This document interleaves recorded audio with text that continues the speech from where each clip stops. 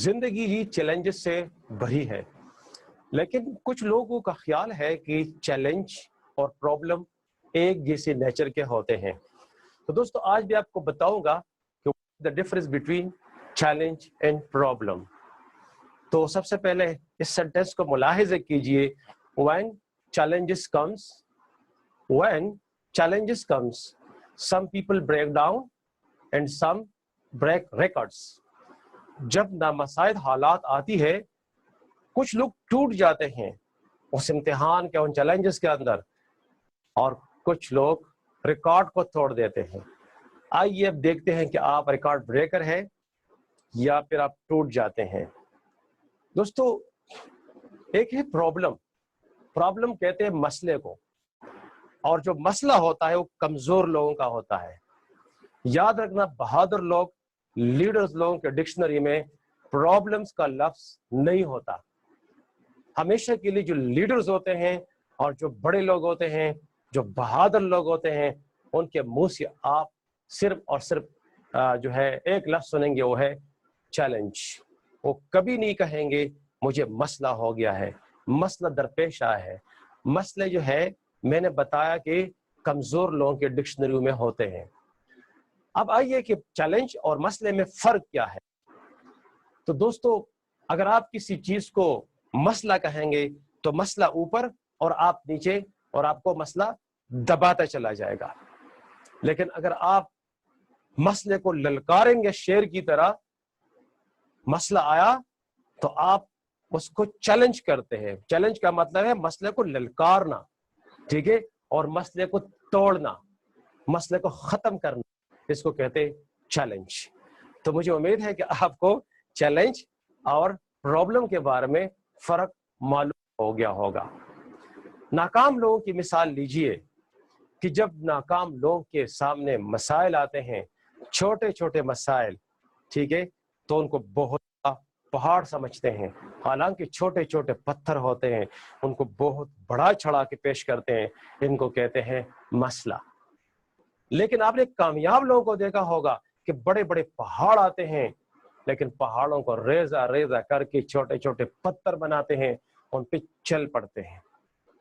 दोस्तों, नाकाम लोग, उनके सिरों पे जब पत्थर गिरते हैं तो वो पत्थरों को इकट्ठा करते हैं और अपने मंजिल के रास्ते में वो दीवार बना लेते हैं, और वो कहते हैं कि जी ये मसला है ना, इसलिए मैं आगे नहीं जा सकता, मुझे ये मसला है, मुझे ये प्रॉब्लम है, मेरी ये मजबूरी है, तो आगे नहीं जा सकता। लैम एक्सक्यूजेस, इन लोगों के मुंह से आप बहुत लैम एक्सक्यूजेस जो है ना सुनेंगे। लेकिन जो बहादुर लोग होते हैं, उन पे जब सरों पे पत्थर आते हैं, पत्थर तो आते ही हैं, ठीक है, तो वो पत्थरों को इकट्ठा करते हैं। उन्होंने तो दीवार बना दिया, दूसरे लोगों ने ये ब्रिज बना लेते हैं, पुल बना लेते हैं, और उन्हीं पत्थरों पे वो उस नामसाइद हालात को पार कर देते हैं। This is the difference between problem and challenge, successful people and unsuccessful people. Challenge और प्रॉब्लम की मैं खूबसूरत मिसाल पेश करूंगा, उसके बाद आपको समझ आ जाएगी कि जो लोग प्रॉब्लम्स के शिकार होते हैं, क्या उनका इम्तिहान होता है या उनके लिए ये मसला होता है। दोस्तों, एक अंडे की मिसाल लीजिए कि अंडे के अंदर जो बच्चा होता है वो तकरीबन 21 दिन के बाद बाहर निकल आता है। 18 दिन के अंदर, ये बायोलॉजिकल टर्म इस्तेमाल करूंगा, ये लार्वा और प्यूपा की शक्ल में प्रोसेस होता है। तकरीबन 19वें दिन सांस इसमें आती है और सांस लेना ये बच्चा शुरू कर देता है। तो क्या होता है कि ये कशमकश शुरू करता है 2-3 दिन के अंदर कि अंडे से बाहर निकले। अगर बच्चे की माँ बच्चे करते हुए, कि उसको माँ को पता होता है, जो परिंदा या मुर्गी जो भी है, उसको पता होता है कि मेरा जो बच्चा है ये अंडे के अंदर इस वक्त मोमेंट में है और बाहर आने की कोशिश कर रहा है। अगर माँ बच्चे पे तरस खा के बच्चे को चोंच से उसकी जो अंडा है तोड़ दे, बाहर से उसको तोड़ दे और बच्चा निकल आएगा, तो बच्चा जो कि प्रेमेच्योर है, वो अर्ली आया, 3 दिन पहले आया, उसके आसाब बने नहीं है, तो बाहर की जो टेम्परेचर है, जो आबो हवा है, गर्मी सर्दी है, बच्चा हलाक हो जाएगा, मर जाएगा।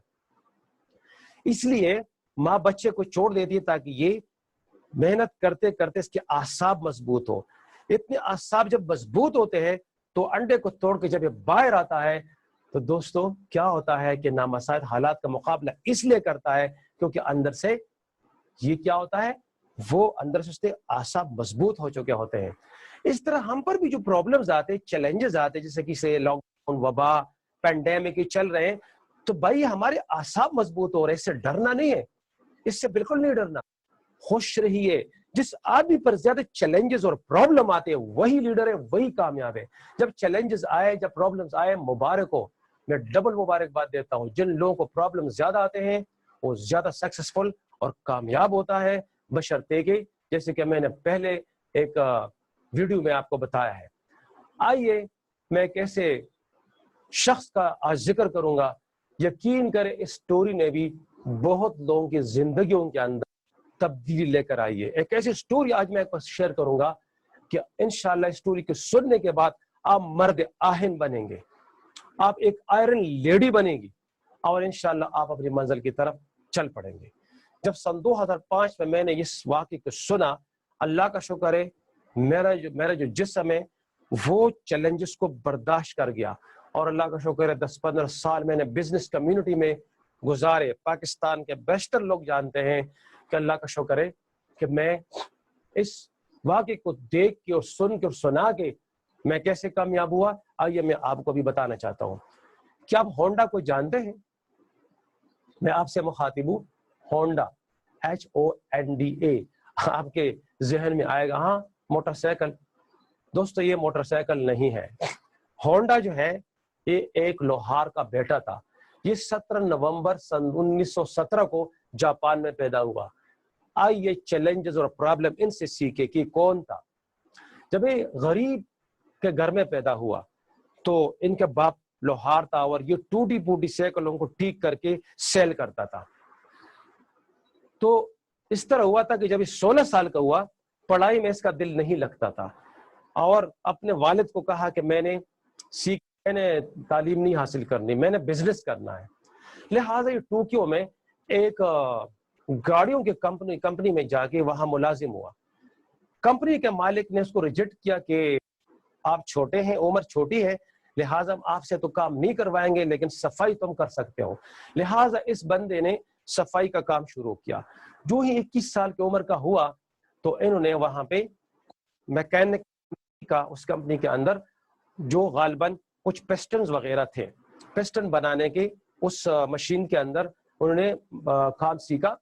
اور پھر اس کے بعد اس نے کیا کیا کہ 1928 کے اندر یہ کمپنی کی ملازمت کو چھوڑ کے آ کر میکینک کی دکان کھولی, اور یہ جو گاڑیوں کے پسٹن ہے چھوٹے چھوٹے پسٹن بناتا گیا, جو موٹر سائیکلوں کے اندر کے پسٹنز. 1944 میں تک اس شخص نے ترقی کی اور تھوڑی سی, اور اس نے ایک پسٹن کو بنایا. اب یہ بندہ گیا کے پاس, ٹویوٹا کرولا کی میں بات کر رہا ہوں, ان کے پاس گیا اور پسٹن دکھایا کہ یہ میں نے پسٹن بنایا ہے, لہٰذا اگر آپ مجھے ڈیمانڈ دیں تو چلے میری روزی روٹی لگ جائے گی. ٹویوٹا نے اس پسٹن کو جب دیکھا 4-5 منٹ تو اس کے بعد اس کو ریجیکٹ کر دیا کہ بھائی یہ ہمارے کام کا پسٹن نہیں ہے, جاؤ. لیکن ہونڈا ہارا نہیں, ہونڈا نے ہمت نہیں ہاری. اس نے کہا کہ ضرور اس پسٹن میں کوئی بات ہے, کیونکہ ٹویوٹا نے اس کو 2-3 منٹ تو ضرور دیکھا ہے. اس کا مطلب یہ ہے کہ میں اس جگہ پہ پہنچ چکا ہوں جہاں پہ ٹویوٹا موجود ہے. لہٰذا اس نے 1 سال اور گزار کے کیا کیا کہ اس پسٹن کو ریفائن کیا, اور پھر اس کے بعد ٹویوٹا میں چلا گیا. ٹویوٹا نے کہا کہ ایکسلنٹ, پسٹن ہمارے کام کا ہے. لہٰذا انہوں نے کیا کیا کہ پسٹن کو انہوں نے ڈیمانڈ دی کہ پسٹن بنوائے. یہ گھر آ کے اپنے چھوٹے سے غریب خانے کے اندر جو فاؤنڈری تھی, اس فاؤنڈری کے اندر پسٹن بنانے شروع کر دیے. جو ہی پسٹن بنانے شروع کیے تو کیا ہوا کہ جو چھوٹی سی فیکٹری اس نے بنائی تھی, جنگ عظیم برپا ہوئی. 1944 کا واقعہ ہے, آپ کو پتہ بھی ہوگا کہ ہیروشیما ناگاساکی پہ جو ایٹم بم گرے تھے تو وہی جاپان ہے. تو جو ہی امریکہ کے جہازوں نے بمبارڈمنٹ کی تو کچھ بم جو ہے اس کی فیکٹری پہ آگے گرے اور فیکٹری اڑ تھیس نیس ہو گئی. دوستو فیکٹری تو اڑ گئی لیکن ہونڈا کی ہمت نہیں اڑی. ایک ہمت اور ایک حالات. ہمت اگر ہونا انسان کے اندر تو میں کہتا ہوں کہ وہ پار کر جاتا ہے. فیکٹری بالکل نیست نابود ہو گئی. اب ہونڈا نے اس جنگ کو اور اس واقعے کو پازیٹیو لیا. ہونڈا نے کہا کہ میرے پاس تو پسٹن بنانے کے لوہا نہیں ہے. جب وہ بم گرتے تھے تو بموں کے ٹکڑے اکٹھا کرتا تھا اور کہتا تھا یہ تو بہت اچھا ہوا, بم گر رہے, ٹکڑے آ رہے. تو اس نے سارے ٹکڑے اکٹھے کیے اور ایک بہت بڑا ڈھیر بنا دیا. جنگ عظیم ختم ہونے کے بعد اس نے اس بموں کے ٹکڑوں کو پسٹن میں استعمال کیا اور سکریپ کچھ بیچا اور بہت بڑی فیکٹری بنائی اور پسٹن بنانے شروع کر دیے. ابھی بیچارے کے 300 پسٹن بنے ہی تھے کہ جاپان میں زلزلہ آیا اور در دیوار ہل گئی اور کب یہ جو فیکٹری تھی ہونڈا کی یہ نشت و نابود ہو گئی. دوسری دفعہ اس کی فیکٹری تباہ و برباد ہوگی, ختم ہو گئی. اب تو کچھ بچا نہیں ان کے پاس, کچھ بھی نہیں بچا. ہونڈا نے بجائے کہ ہمت ہارے تو چیخ ماری اور کہا کہ ایکسلنٹ, پہلے میری ایک فیکٹری تباہ ہوئی تو میں نے بڑی فیکٹری بنائی, اب بڑی فیکٹری تباہ ہوئی اس کا مطلب ہے کوئی بڑی چیز آنے والی ہے. یاد رکھے دوستو, جب اللہ تعالی آپ کے گود کو چھوٹے انعام سے خالی کرتا ہے تو آپ کو کوئی بڑا انعام دیتا ہے. تو کبھی بھی واویلا نہیں کرنا, کبھی بے صبرا نہیں ہونا. جب بھی آپ سے کوئی نعمت چھین لی جائے تو اللہ کا شکر ادا کرے کہ یا اللہ کوئی مجھے ایسے کچھ لگ رہا ہے کہ آپ مجھے کوئی بڑا دینے والے ہو, کیونکہ جب گود خالی نہیں ہے تو بڑا کیوں دے, گود کو خالی کرنا پڑتا ہے. لہذا ہونڈا جو ہے وہ بالکل ٹیمپرری برباد ہوا. جنگ کے بعد کیا ہوا کہ لوگوں نے کیا کیا کہ گاڑیاں کھڑی کر دی کیونکہ پیٹرول کی شارٹیج ہو گئی. تو جاپان میں لوگوں نے سائیکلیں چلانا شروع کر دی. جاپانی ایک بہت محنتی قوم ہے, یاد رکھنا. تو انہوں نے ہمت نہیں ہاری. ہونڈا نے کیا کہ سائیکل کے اندر انہوں نے ایک انجن کو فٹ کیا اور سائیکل جو ہے اس کی سپیڈ بغیر پیڈل مارنے کے وہ تیز ہو گئی. اور اس کے کانسیپٹ کو مد نظر رکھتے ہوئے ہونڈا نے اکتوبر 1949 میں موٹر سائیکلوں کی کمپنی بنائی, ہونڈا کمپنی. اور پھر وہ موٹر سائیکلوں سے نکل کے آہستہ آہستہ وہ 4 ویل پہ آ گیا اور 4 ویل کی گاڑی بنائی. اب آپ دیکھ رہے ہیں Honda city, Honda civic, Honda cart. وہ ٹویٹا جس نے اس کے پسٹن کو ریجیکٹ کر دیا تھا. تو اب آپ اگر کسی بڑے شہر میں جائے تو اگر سڑک کے اس پار ٹویٹا کا شو روم ہے جہاں گاڑی کی قیمت مثال کے طور پہ 30 لاکھ ہے, تو بالکل اپوزٹ سائڈ پہ ہونڈا ہے جہاں پہ گاڑی کی قیمت 40 لاکھ ہے. یہ ہے وہ ہونڈا اور وہ ٹویٹا. وہ ہونڈا جس نے ہمت نہیں ہاری اور پھر یہ شخص 1992 کے اندر وفات پا گیا. لیکن اس نے ایک نام ضرور چھوڑا کہ ہونڈا کیا ہے. جب بھی کوئی بندہ پوری دنیا میں ہونڈا کا لفظ استعمال کرتا ہے تو فوراً کے ذہن کے اندر مالدار آدمی کا کانسیپٹ اجاگر ہوتا ہے اور گاڑی کا کانسیپٹ اجاگر ہوتا ہے.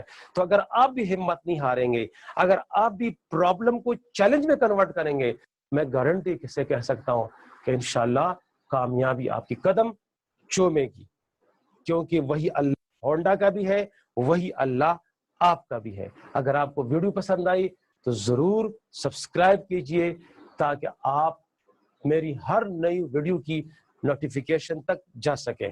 Thank you very much. Stay with us.